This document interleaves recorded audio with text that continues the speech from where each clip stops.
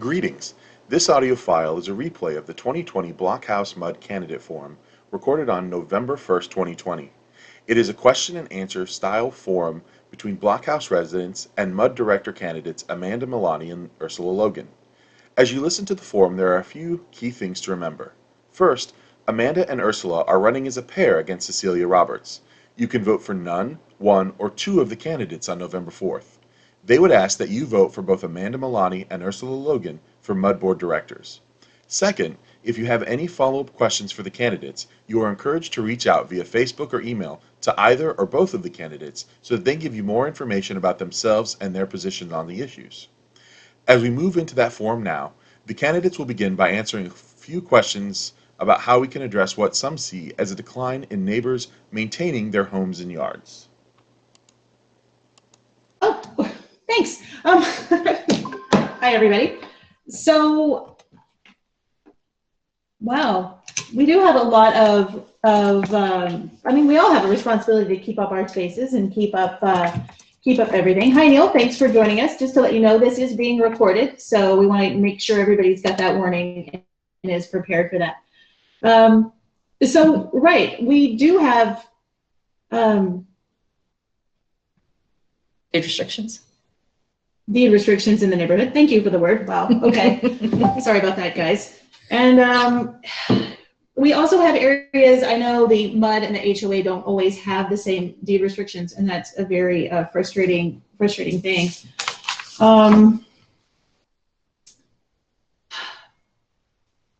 I think, and honestly, this is something I've seen before, is a lot of what happens kind of depends on people reporting these incidents, honestly. And I've heard it said before, and I don't know if this is the right place to say this or not, but you know what, I'm going to throw it out there, that it would be nice if the MUD had an employee whose job it was to notice things around the neighborhood. And it's not just deed restrictions, but it's also things like the maintenance that needs to be done and aspects like that. And honestly, if people don't tell you, you don't know. And maybe we do need somebody who can help us do that. And again, just general maintenance as well as restrictions and as well as just keeping an eye on things. So. Yeah, I think that's really good, Amanda. I think so. There's two different areas. There's the MUD area is the parks and the pools and the trails, the 3-mile loop that we're responsible for. We have a park maintenance person, but he's only here 8 to 5. So obviously, if things happen after Halloween, he's not going to be here on Sunday morning to clean things up. So what today was a great example where a resident posted on the neighbors page, "Hey, there's all these bolts and such in the street. It's a hazard. It's a littering." And a couple of residents, the two of us included, went out there and helped clean it up. So that's just basic getting to know your neighborhood and all taking responsibility and being a part of our community. As far as our own individual residences and our yards and such, there is a part of just really being proud and taking pride in your community. But we do need to have a vendor that does monitor that.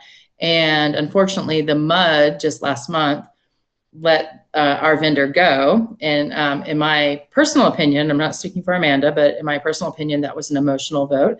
It was unthought through, and they did not renew the contract without having a plan in place. And if you work in the corporate world or anywhere you work, you have a plan in place. And so you don't get rid of a contract without having another vendor lined up or even having your RFP ready. So that was pretty disappointing to me. And we are now in a position where in the MUD portion of our district, in the non-OA portion of our district, we're not monitoring. We don't have a qualified vendor monitoring deed restrictions. Next. Great. Well, that's not great, but next question. So the next question is, I'm checking back if there's anyone on the board or MUD that are fighting for this part of the neighborhood against the noise of the outdoor events. Friday, the noise lasted until 10:30 and last night until 11. These were concerts that are not listed on the HEB Event Center website. And there was music going on yesterday from about 2 p.m. until 11. This directly affects the neighbors. And as I said before, this will also eventually affect the ability to sell homes. saying the sound is being monitored is not doing anything. I hear it clearly inside my home. Just speaking up again and hoping our board is fighting for this for the sake of our neighbors, and wondering if anyone is doing anything about it. Yeah, no, that's a great question. And I know I've seen a lot of feedback on this on the neighbors page next door, and just even people reaching out to me privately. And so there's two different venues that are impacting our community, and it's the HEB, Cedar Park Event Center, and the Hotspot. And I will say that how we dealt with the HEB Center was more one-on-one. The OA took charge and had a call with the GM, and we made contact with them. We had a plan. We had a couple of representatives, neighbors. It wasn't OA or MUD board, although I was one of them. I was a resident, not a MUD director involved in it. And we worked with them. We went over there to a couple of concerts. We talked about different parts of the sound. And it's not just the sound. And one of the big things is the inappropriate music, the inappropriate terms. Like there's a couple of comedians out there. And so they came up with a game plan. So it didn't impact us as much. And they're trying to be a good corporate neighbor, which I appreciate. And we have constant communication with them. The Hotspot, we haven't had the same. I was just introduced to one of the owners a couple of days ago, and we are supposed to have a meeting, but it comes down to just really good communication from our community to the entity that we're dealing with.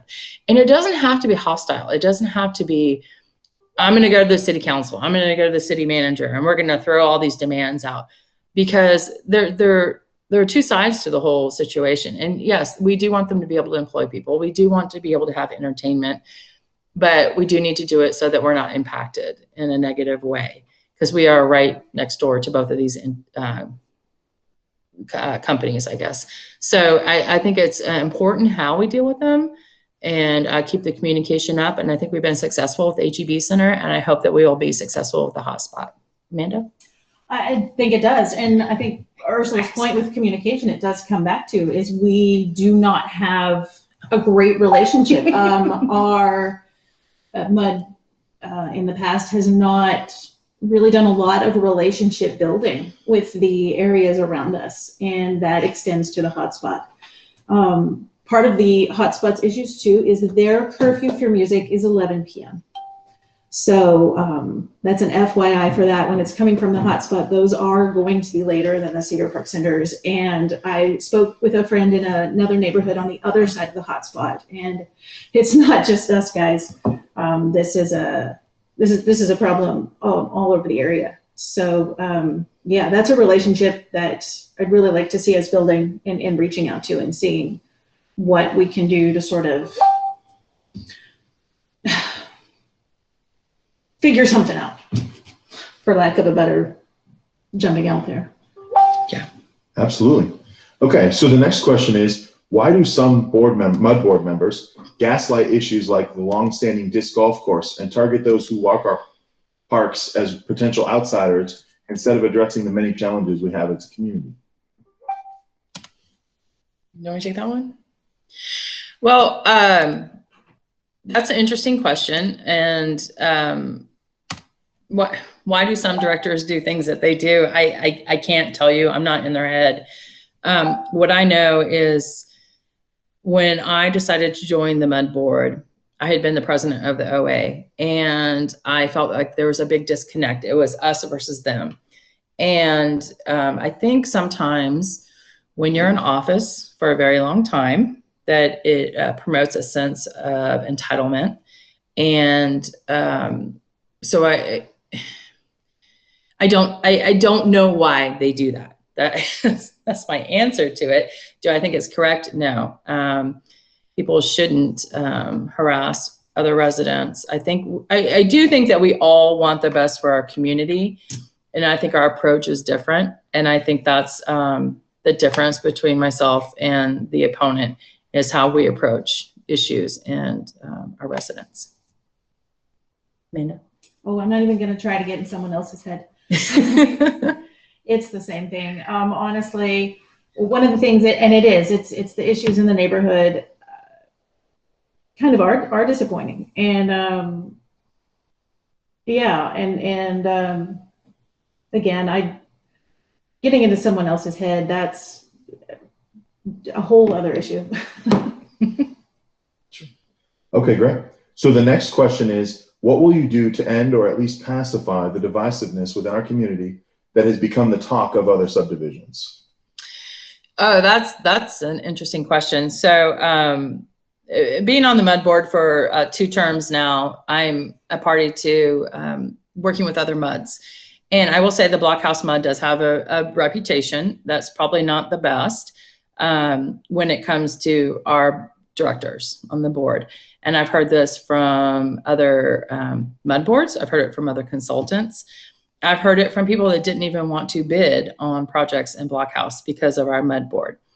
So what am I trying to do to alleviate that issue? Well, right here, I'm running. I'm not even up for re-election, and I have 2 more years on my term, and I feel so strongly that we have to correct some of this, that's why I'm running. So personally, that's what I'm doing right now to help alleviate this issue. In the past, what I've tried to do is work with a former president of the MUD board, Vanessa, and try to work on our code of conduct and put language in there that gave us a little bit more teeth when directors were out of line, when they were doing things that didn't help the community, didn't help us with our contractors and vendors. And unfortunately, we passed that. And then as soon as the next election came by, 3 other directors came back and reversed that language in our code of conduct. And I am a ethics professional for a living, and I'm floored that they would even try to reverse that type of language in a code of conduct. So that's my point. Amanda. Okay, well, it comes down to the personalities that you're working with, and that is sad. I mean, that's really a terrible thing. You're not going to get along with everybody all the time, and we should really be working in a way that shouldn't impact everything, and it certainly shouldn't impact our relationships with the people we work with. So that's yeah. It's tough. It's tough. Yeah. Absolutely. Okay, so the next question is, real estate studies show rental properties decrease in overall communities' home values because renters psychologically have very little investment in a community. I have seen firsthand the blight that has occurred as more properties are being sold and purchased as rentals. What will you do to ensure renters play by MUD and OA rules where they apply, and that our community remains a place people want to raise a family and not a temporary shelter? That's a really good question. And I can only bring up experience when I was involved on the OA side. And the truth is, any homeowner, whether you're a renter, you still have somebody who owns that home, and they're still responsible for the upkeep of the home and for the rules in the community. And so it comes back down to communication. And I will give you an example on Charlie Harley, where we had an incident, probably 7 years ago. And it was a renter, and we went to the property management company, and they pretty much kind of dismissed us the first go around. And we were able to dig up records and law enforcement stuff that was going on. And within 20 days, the person was evicted because of their behavior, because they were not a good renter. They were not a good neighbor. Now, I personally have been a renter, lived in Seattle and rented a beautiful home. And it's not all renters are bad, but it's our community is very unique. And I think a lot of people take pride in our community. And I don't think you have to be a homeowner to take pride in the community, but we have to hold the homeowners, whether it's a property management company or an out-of-state owner, or somebody that owns 3 homes in Blockhouse and lives here. We have to hold everybody accountable, and I think we're doing that more and more. So I think we need to continue that. And I do like that, having the point of contact be or for deed restrictions and that sort of thing, be the owner of the property. We had wonderful neighbors who are renters, but were unfortunately restricted from doing improvements on their property. Their rental manager wouldn't allow them to do things in the yard, which really slowed down their ability to improve improve things and even to prune the trees that were in the yard. And so I think that's a huge thing, is being able to directly contact the property owner or the property manager rather than just relying on sending things to the home address of, well, to the listed address or to the street address of the house in question, I think is what I'm trying to say. Good. Okay. So this question actually is just for you, Ursula. And you'll see why. So you are a former president of the Blockhouse Creek Owners Association Board. Why did you want to sit on the MUD board? Thank you. Yes. So I was part of the OA board. I was a chair of the Maintenance and Safety Committee for a couple of years, and then ended up sitting on the board and then became the president. Part of the role when I was president is I became the liaison between the MUD and the OA. And there was a huge disconnect at that time and has continued between the MUD and the OA. And it's unfortunate because I think we're all one community. And part of my role was helping with Block Watch and helping with neighbors getting to know neighbors and reducing crime. And the best way to do that is knowing your neighbor. And so we did do events. And so it's been a couple of directors on the MUD board have been really flippant with, well, they're just a party committee. They just hold these events.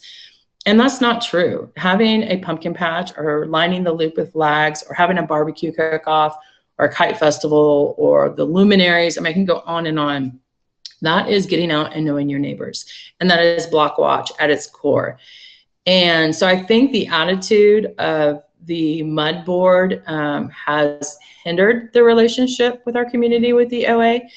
And I think the problem has been 60% of our community is the OA and 40% is non-OA. Our board doesn't usually make up that same percentage. And so I do think it's important to have OA representation on the MUD board. I also think it's really important that you see the value of what the OA brings to our community. And I will tell you firsthand that trying to work on the cook-off that we had for 7 years and very successful, the last year, a director threw so many roadblocks into it that she basically stopped us from having it. And that's my opponent. And she brought in the fire department and, claimed that Walker House would burn down because of the cook-off. And it was extremely frustrating. And I think it's unfortunate that you can't look at the entire community as a whole and come together and join forces to make it a better community. Hopefully that answered your question. If it didn't, feel free to send a follow-up question. Absolutely.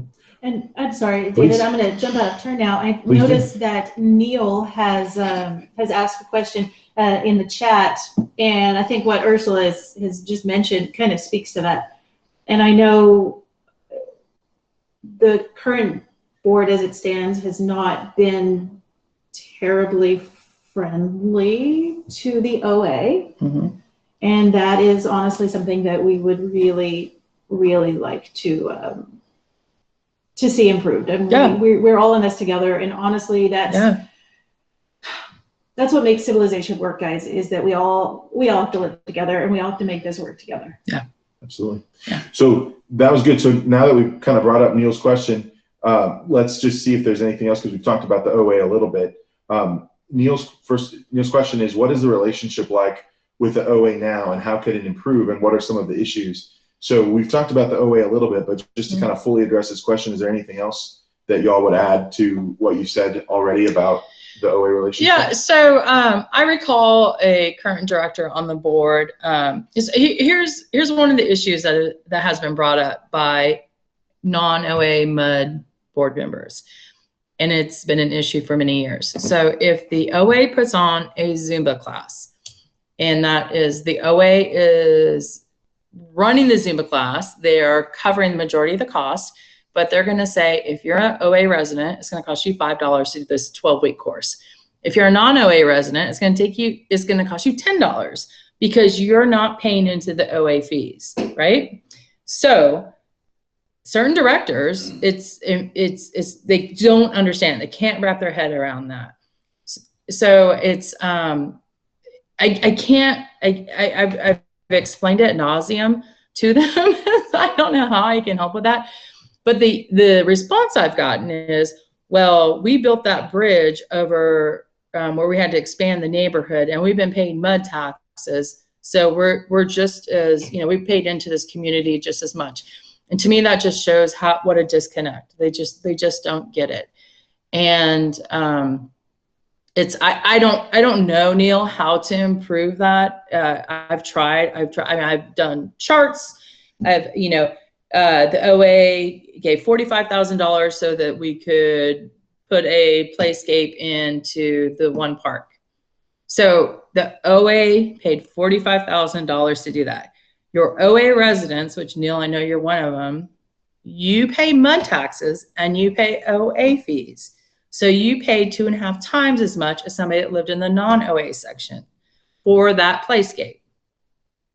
And some people just don't understand the math there. They just don't understand the inequality there. And that's frustrating. And I don't know how else to communicate that, but to get people on the board that are in the OA and that understand that, or that are not in the OA, but understand that math. So hopefully I answered that. Great. Okay. So Lisa asks, what does fiduciary responsibility mean to y'all? You want me to lead? Do you want to go? I'll jump in with Yeah. Well, what it's going to come down to is whatever the MUD is doing, it's not their money. It's your money. Mm-hmm. And that it really comes down to remembering that, and remembering that it's the board's responsibility to take care of that trust, because that's an enormous amount of trust, and that's a responsibility. And it is to remember that it needs to be taken care of. And that comes down to making some hard decisions and acknowledging that it really should be taken care of well. Sometimes it means not doing some things you want to do, and sometimes it means, and honestly, in one of the things it means, sometimes it means spending where it needs to be spent so it doesn't get worse. And it means really paying attention to budgeting responsibly and just taking care of it. Again, it's your money, and the board needs to acknowledge that. So what does it mean to me? I can give you, and I think sometimes examples help people understand a little bit better. I'm one of those people that looks at contracts and looks at our invoices, and I compare the invoices to the contract and make sure that it matches up. And through the last 5-7 years, I am the one on the board that brings up, hey, we're being charged for X, Y, and Z. That's not what's in the contract. And we have this discussion, and then, the vendor comes back and says, okay, I'll credit you, blah, blah, blah. And the first time I did this, I received a lot of heat from the board, and it was very uncomfortable, but I stood my ground and took care of that. So at one point in time, we have a subcommittee called the Bills and Invoices. Your role in the Bills and Invoices subcommittee is to look at every single invoice, make sure it's correct, and then you sign the check. And you have to have 3 signatures on every single MUD check. And then you have your GM that should be looking at the invoices before she even gives it to the Bills and Invoices subcommittee and make sure everything's there. And if she has questions, or he or she has questions, they'll highlight it like, hey, I'm not sure if this is right, or if this, there needs to be a correction here, whatever. The other check is it goes to all the directors on the board, and they go through and they sign it. And they should look at every single invoice. It's in our packet every month. Every invoice should be in there. And so over and over, I'm finding issues and mistakes. And most recently, last week, I found that we were being charged taxes by our vendors through their subcontractor, and we're non-exempt. And I highlighted this, the vendor corrected it. But my concern is that I don't think all directors are taking their role responsibly and truly looking at how we're spending their money. They're just signing checks without really doing their due diligence. And I'm all about due diligence. And again, I'll give you a second example, and that is we did let our deed restriction vendor go. And if you watched the last MUD meeting, I asked a question about what our GM was doing, because she seemed to take on that role as the deed restriction monitor. And I was dismissed by our president. She basically told me this is a conversation for another time. And I said, no, I don't think it is. And I asked additional questions. And so basically I was told that our GM had been doing this all along. So what I heard was that we had 2 vendors that we were paying from our MUD taxes, from your taxes, to do the same job. And now we're expecting this person to do this job who is not qualified, who is wasting taxpayer money. And so I find it really frustrating. People like to throw out my fiduciary responsibility. I'm fiscally responsible, you know, whatever your little tagline is. And it's not what you say, it's your actions. And I want the directors of the board to be a little more active and responsible and accountable for taxpayer spending. And just to be clear, the president of the MUD board is the 3rd person. She's the opponent, Director Roberts. Right. Yes. Okay. So the next question we have from the group here is, what is your position on disc golf in our community?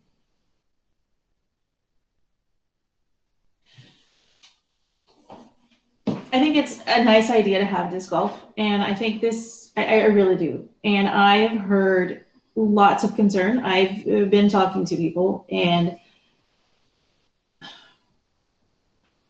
I think things happened very fast.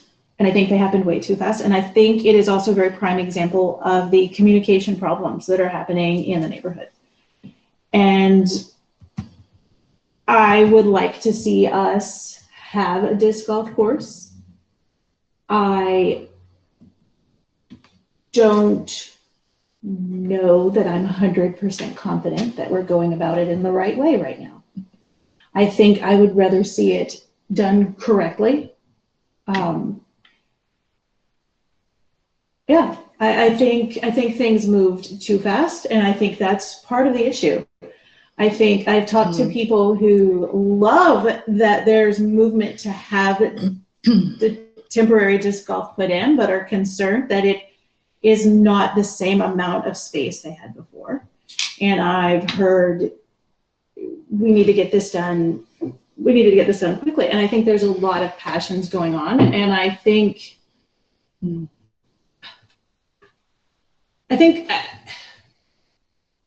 again, I think we've had a lot of communication problems, and that we really do need to have better forums to sit down and talk about this and hear each other out. And Vanessa, you're absolutely right.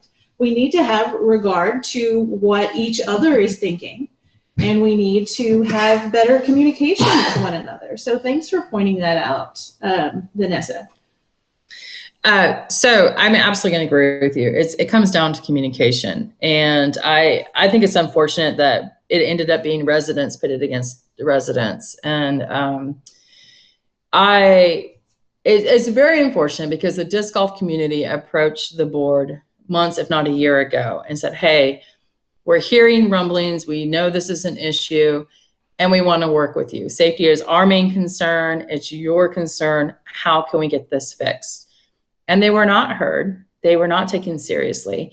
And I'm going to tell you that I've been on the board for I haven't been on the board for a decade. I'm definitely not going to be on the board for 3.5 decades. I promise you that. But since I've been on the board, my opponent has brought disc golf to us over and over and over. And one time it was these 3 boys are smoking pot and they're playing disc golf, and we need to get rid of it. Well, the irony is, another director who's still on the board said they were not out there smoking pot. They were doing Bible study and playing disc golf. And then she'd come back, well, they're doing this, they're drinking, they're smoking, we got to get rid of disc golf. So it was almost comical that every other board meeting, I think I pulled the minutes, and it was like 15 different meetings, disc golf was brought up. It's right in front of her house, and it impacted her daily. And she didn't like it. She didn't want it. And yes, she brought it. Yes, she supported the Eagle Scout that wanted to put it in there. So let's give her kudos for that. But the point is, she's been trying to get rid of it for over 7 years, and she finally got a board that had a majority in her favor and saw this little safety issue.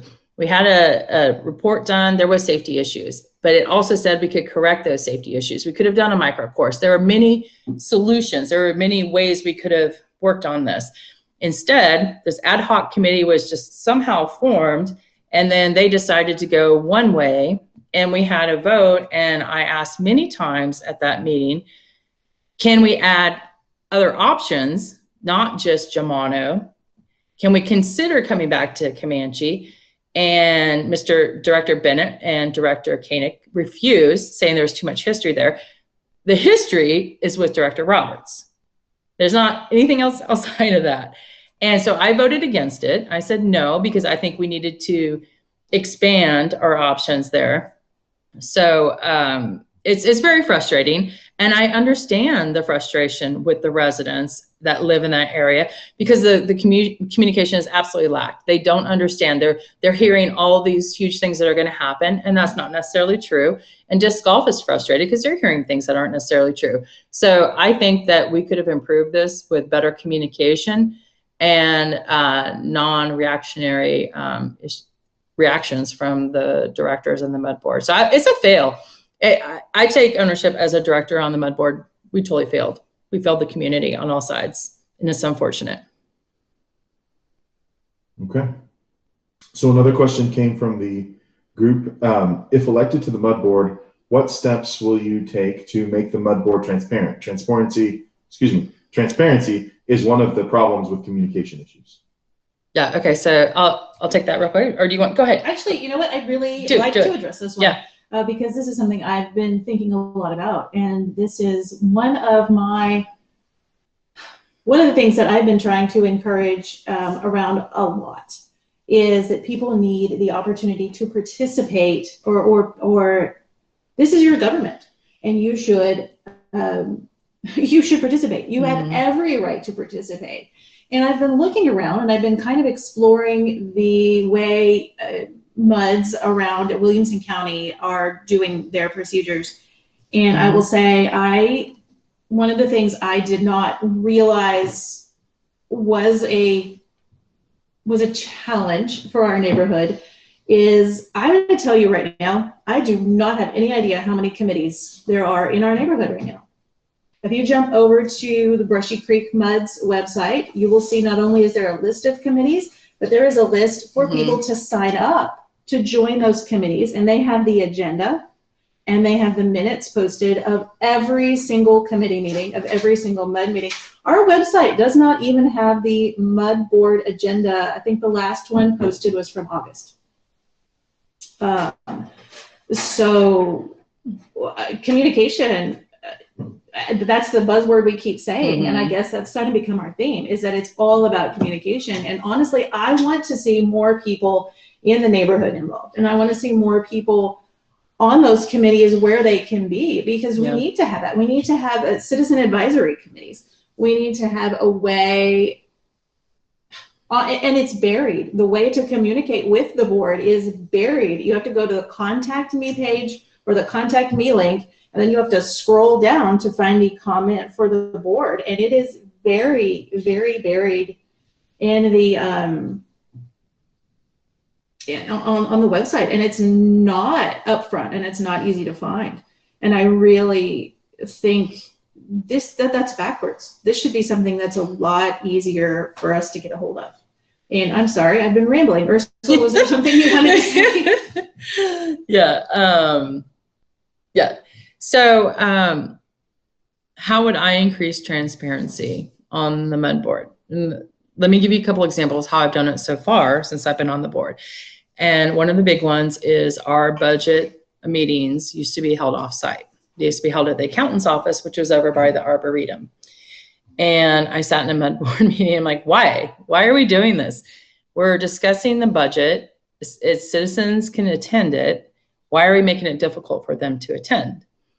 And I got some pushback, and it was like, oh, we don't have VPN, we have the web, blah, blah. We had all that. They tried to throw it off on the accountant, and the accountant's like, nope, I can do it here, no problem, we can throw it up on the screen. So we did. We finally, and actually the one meeting we had 2 gentlemen join the MUD, the budget review session. And to me, it's probably one of the most important parts because that's directly going to impact you all. That is the taxes. That's what you're going to pay and how we're budgeting our funds. And so that was one thing I did for transparency. What I wanted to do and what I've tried to do, and I've gotten zero traction, except for a couple of board members, but they're not really even on the board right now, is doing recordings. Doing, like, you can watch your LISD board meeting online. You can have it recorded and listen to it.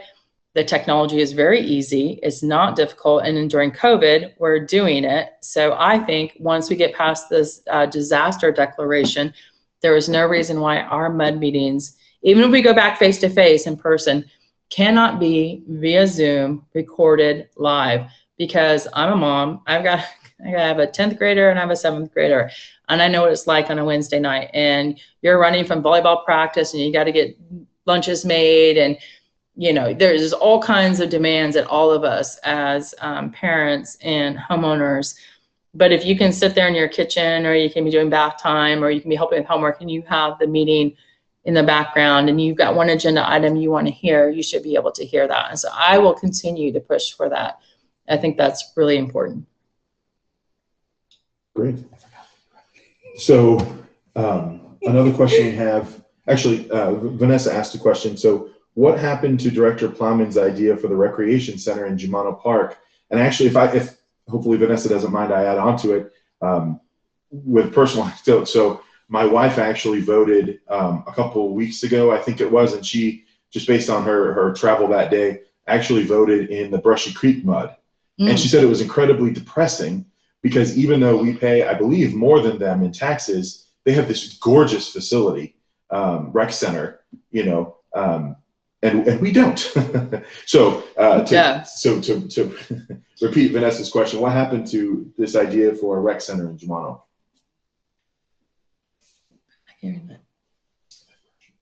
Yeah. So I mean, to do that, I mean, that's going to cost money. So it's going to increase your taxes, which is, you know, if that's what we want to do, we can. It is part of the park plan, I believe, that they put together.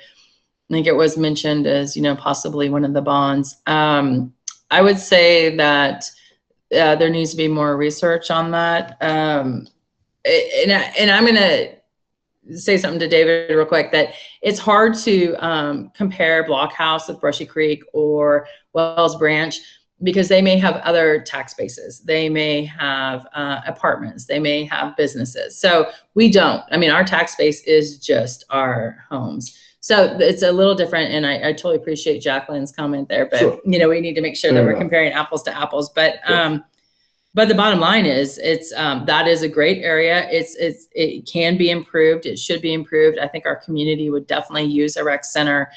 And it's something that we need to look at and budget and really take seriously. And I'm for that conversation. Great. Okay. So one of the questions is, what is a walking quorum and how does it affect the MUD board?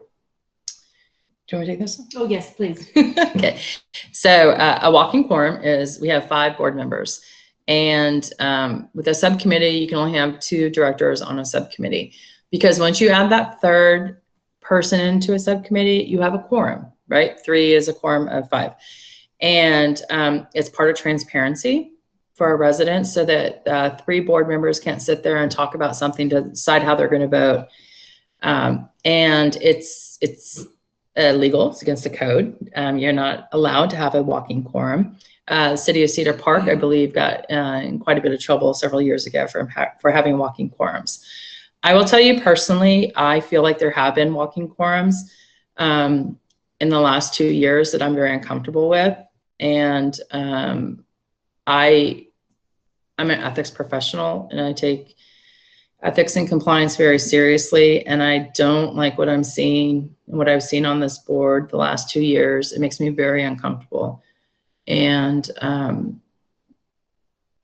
guess I just can't reiterate enough that it's not right. And I want to see people on this board that will follow the rules and not be, well, I'll do it until I get caught, or I've heard that more than once.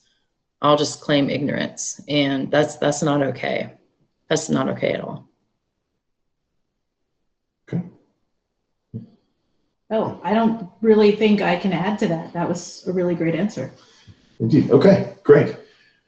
So how much, we've heard some different posts on Facebook or in the Neighbors Blockhouse Creek group about how much this election is costing us. How much is this election costing us? We'll just ask that question. So we budgeted $10,000 to $15,000 for every election year. And I find it really interesting because this came up at a board meeting by Director Roberts, my opponent. And, you know, that a resident asked, and actually I had her neighbor ask me this exact question. And so here are the facts. Amanda filed first, I filed second, and Director Roberts filed on the last day. So what threw us into a competitive election was Director Roberts filing to run. The rules are, as I understand anyways, you still have to have an election. The two names would still have to be on the ballot, even if it was just Amanda and myself, or even if it was just Cecilia and Amanda. You still have to have the names on the ballot. So there are costs. The costs are our agent, which is our district, our attorneys for the MUD district. They have to work with the county, and there's all kinds of steps and all kinds of things they have to do. So it's about $10,000 to $15,000, which I think I did the math, and I don't have it in front of me. I think it was like $4 a household. So it's insignificant, and it's the price of democracy in our community. And wouldn't you, I would hate for anyone to think I'm not going to run, or it's not a fair election because of the cost that's going to happen to our district. And I think that's almost voter intimidation. Well, I think so. I think you should have the right to run without worrying that you're going to be vilified for whoever. It shouldn't matter. I mean, honestly, you have the right to run, and that goes back to the thing that I try to drive in. It's that you have the right to be involved in your local government. And quite honestly, we have two bonds up, or the neighborhood has two bonds up in this election. So we would have had to run an election regardless of whether there were people running or not. And I think if you voted already, then you've seen there are names on the ballot that say running unopposed, considered elected, and putting names on the ballot, that would have to happen anyway. Right. So I don't want anyone to feel like that should be a barrier if you want to participate, because honestly, it really shouldn't. It doesn't matter. Don't feel bad. Don't ever feel bad that the MUD is going to have to pay, as Ursula remarked, a relatively insignificant fee, because honestly, being able to do this, that is one of the things, and we discussed fiduciary responsibility before, and part of that is deciding what's worth the cost. And honestly, having an open and fair election is worth the cost. That's good. Okay. So the next question we have here is, so both of you are running to seek appointment to the board. And at this point, both of you are running, because it's a pooled election, against Director Cecilia Roberts. We say it's time for change. Things need to change in this neighborhood. When I drive around the neighborhood, though, it's not like it's falling apart. The parks look nice. What is it that needs to change? Why are things so bad that things need to change if they look nice? What needs to change around here? It kind of becomes, things look nice from a distance, but when you get close to them, I am gonna, well, for one thing, we've had questions before about just the reputation of whether or not people are getting along well. And I see someone else has posted a question in the chat, and Robert, this sort of answers your question. So I know, sorry, David, I know I'm jumping all over and messing if you're moderating right here. That's quite all right. But it kind of speaks to that. And honestly, it's getting along. And that's part of the reason Ursula and I are are working together, it's because we've collaborated on scout projects in the past. We've both been scout leaders and we collaborate well. And but that's one of the things that I think I would like to see. I would like to see better communication among board members and working along. And no, we're not going to absolutely vote on everything together. Goodness knows there really don't need to be more than one of me in the world. And if we were identical, that would be terrible. But one, getting along with each other. And two, again, when you take a closer look, sure, we have tennis courts, we have basketball courts, but they are badly in need of resurfacing. The gravel paths all need to be redone. I would like to see it be a lot easier to reserve amenities. And honestly, that comes down to it. I know people have asked before, why are you running? And it's because honestly, if you're going to critique the way somebody's doing something, then you better step up. So that's what I'm doing. Here I am. I think those are really good points. I think, no, we're not going to vote the same. I wouldn't want a yes man. I wouldn't want a puppet. And that's kind of what I'm seeing on the board right now. And that's my frustration. So I respect people that have their own opinions. I respect people that can help me learn and think. And one of the things I think a true leader is somebody that can help bring up other people and pave the path for them. And then you can step aside and let the next, not generation, but the next group come in and lead the community. I've done that with the OA board. I've done that with subcommittees, and I want to do that with the MUD board as well. I think to your point, as far as better communication with the directors, I think what comes along with that is respect between the directors. And I don't think there's a lot of respect. I don't think there has been for a long time. And I think that's what happens when you're in office for decades and decades, is there's an entitlement and there's a sense of this is my kingdom. And it's very difficult to negotiate and to bring in fresh new ideas and be respected without somebody's ego being trampled on. So that's, hopefully I answered that question. So, okay, so one thing we've been hearing about in regards to all sorts of different issues is this fear that we need to do certain things or not do certain things because of annexation. People are worried, it seems like, about annexation. We're going to get annexed by Cedar Park if that's the concern, right? We're going to get annexed by Cedar Park. What would you say to those folks that are worried about annexation?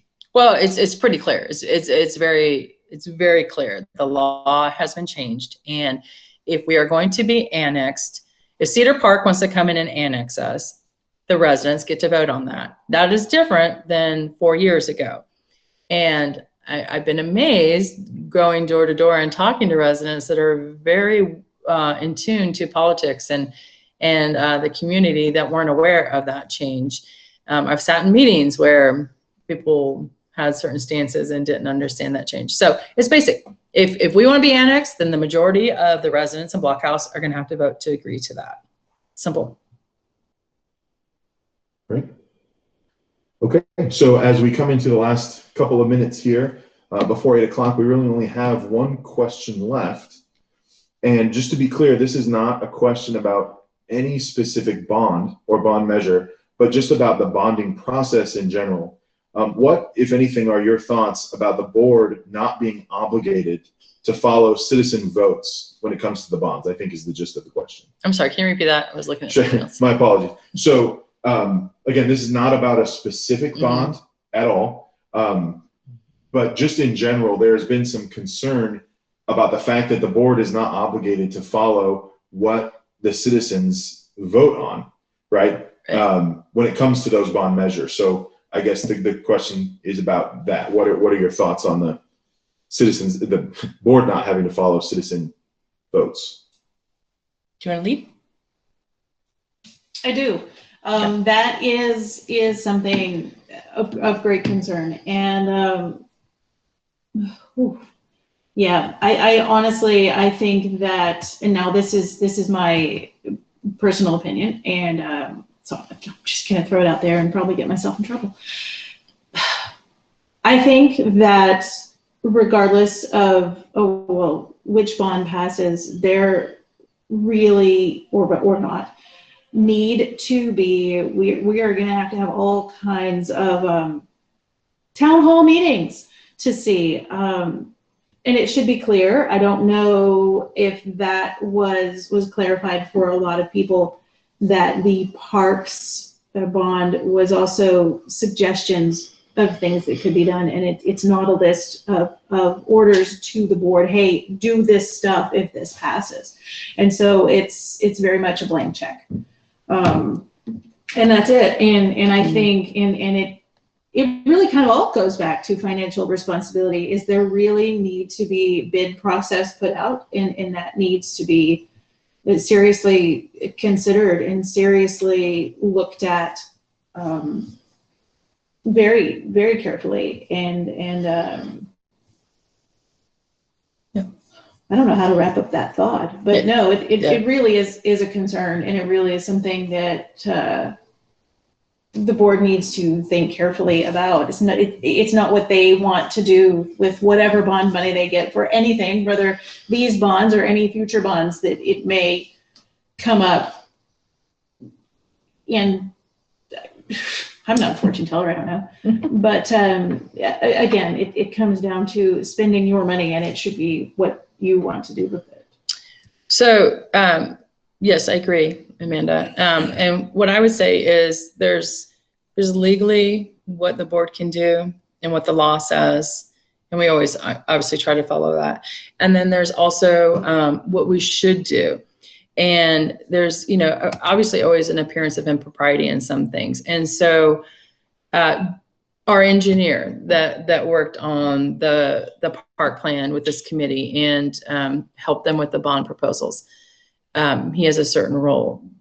And so the feedback I've heard is that engineer going to take on these projects? Is he automatically get paid, if these bonds pass? Now, it wasn't illegal for him to participate and to lead those discussions, but what's the appearance of it? And so what I would think the board should do is if they pass, and if we're looking at spending some bond money, is let's put that out to a vote. Let's look at engineers, right? Because he may be the best engineer for it, but wouldn't we want to do our own due diligence to make sure he is?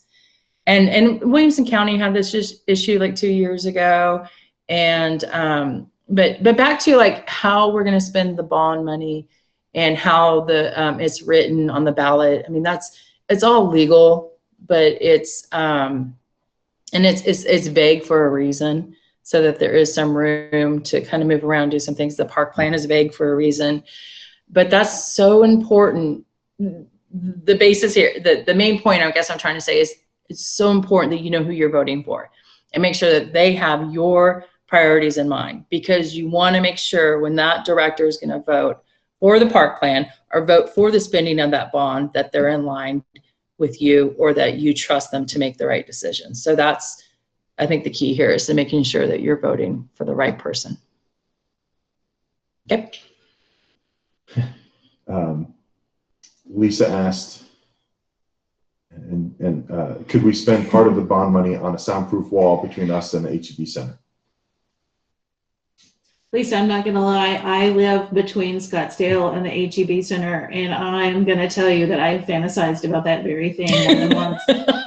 I actually even jumped on Google and looked up to see, unfortunately, that they don't price those things online. You have to call them and get a construction guy to come out and give you an estimate. But it's certainly tempting, isn't it?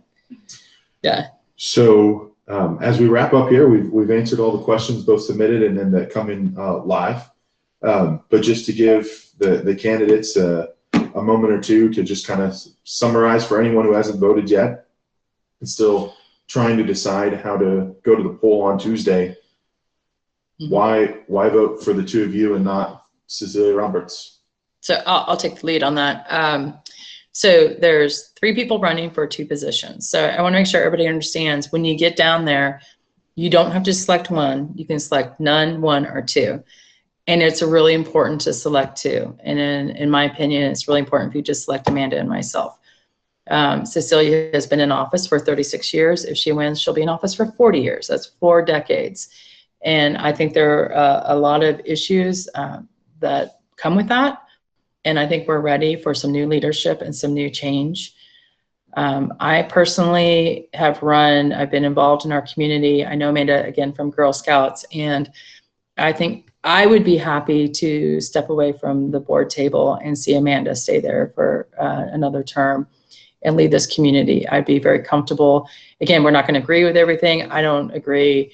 I have best friends in this community that we haven't agreed on MUD issues. I didn't agree on swim team stuff, and my kids swam on the swim team. But my point being, I want to be able to walk away from the MUD and feel really confident with the people that are sitting at that table. And we have new families moving in here all the time, and I think we need some new fresh blood and some new ideas.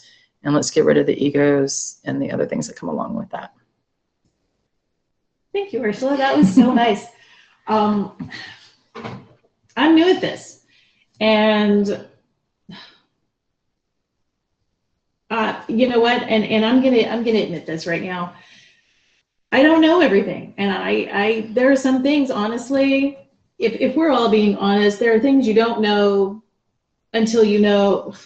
Sometimes you don't even know what you don't know. But I promise to do my best to learn everything that I need to. And I promise is a big word, but Commit. I don't want to pretend. I don't want to pretend like I don't need to learn anything, because I do. I mean, we all need to learn things. There are all things, everybody does everything for the first time, and it's always a learning process. And I'm really thinking that as long as people are willing to admit that there are still things they can learn about things, that we can do this well, that we can do a good job at this. And I'm really hoping you guys feel the same way about me. Good. Fantastic. Well, thank you everybody for joining us. This will be posted later on, either this evening or more likely probably first thing in the morning. So if you happen across friends or neighbors that haven't decided how they're going to vote yet, please forward them this link. It'll be posted to Facebook and also to website. And hopefully this will help them decide. And I'm just going to follow up with that, David, that if anybody watches this and has any follow-up questions or wants some clarification, we are both available. You can reach us on Facebook, text us. We have that website, and we are more than happy to meet with you and clarify anything that we need to. And thank you for taking the time to listen to this tonight. Oh, and thank you to everybody who has asked us questions along the way. And David, thank you for being here to moderate for us. My pleasure. So thank you. We really appreciate it. Thank you, Neil and Vanessa and Lisa and Robert. If you see the recording, it looks like you're not logged in, but thank you all so much. We appreciate you. Have a good evening.